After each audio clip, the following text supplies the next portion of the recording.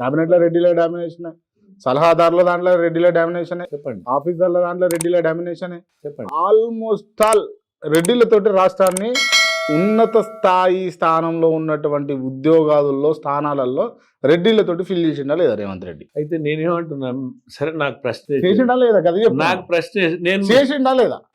నేను మీకు ప్రశ్న వేస్తున్నా. ఈ రకంగా రెడ్లనే నియమించిండు అనుకుందాం.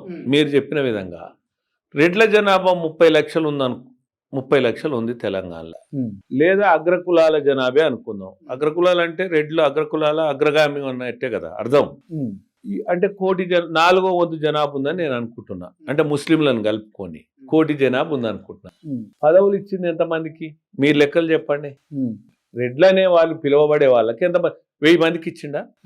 1000 మందికే కదా అనుకో.